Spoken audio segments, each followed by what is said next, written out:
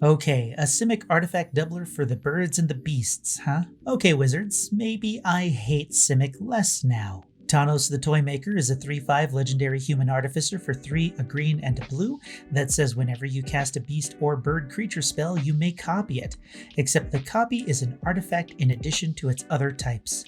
The copy becomes a token. The trick here is to see if we can avoid focusing on creatures with enter the battlefield effects, because if that's what we want to focus on, we may as well add black and make a Yarok the Desecrated deck instead. So if you like going beast mode like Tawnos apparently does, why don't you hit that like button and sub while you're there?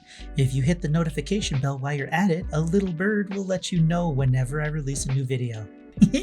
See what I did there? Well, hit the damn button because puns are hard.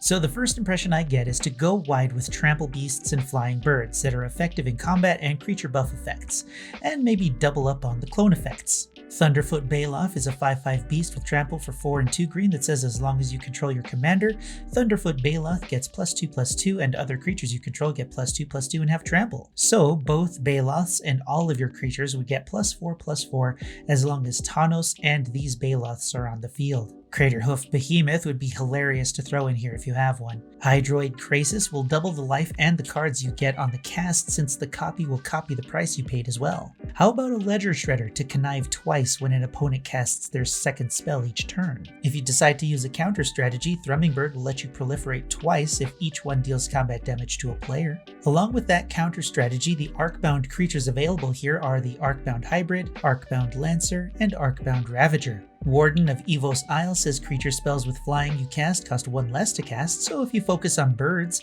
you'll be able to reduce their cost by 2, which is neat.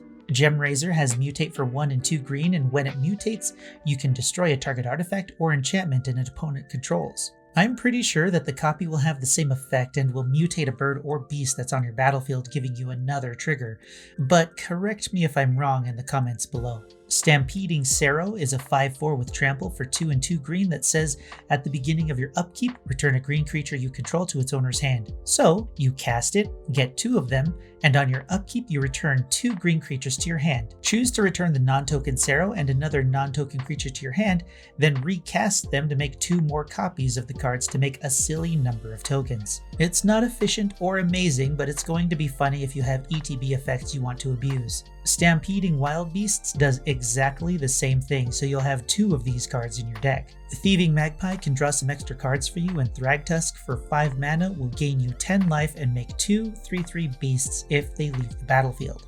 Fangren Marauder costs 5 and a green for a 5/5 that says whenever an artifact is put into a graveyard from the battlefield, you may gain 5 life. So, if one of your artifact creatures die, you get 10 life if you have 2 of these on the field. Then Rampaging Baloth will give you 2 4/4 beast tokens when a land enters the battlefield, which is pretty good. There were a lot fewer beasts and birds that had static effects than I thought, so after picking the better ones, we could do the simple thing and choose the better creatures with enter the battlefield effects, or focus on ramp since it's green and a lot of these beasts are mana hungry. All in all, Tawnos the Toymaker is a pretty straightforward deck, and the limitations on the card itself provide the opportunity to be creative with the card choices and direction of the deck, instead of just throwing all of the good Simic stuff in it like every other Simic deck. Let me know what you think of Tawnos the Toymaker and what you might do with him as a commander in the comments below. Preview season is just ramping up, so stay tuned for more shorts and videos for the Brothers' War. Until next time, I'm Space Coconut, and you're welcome.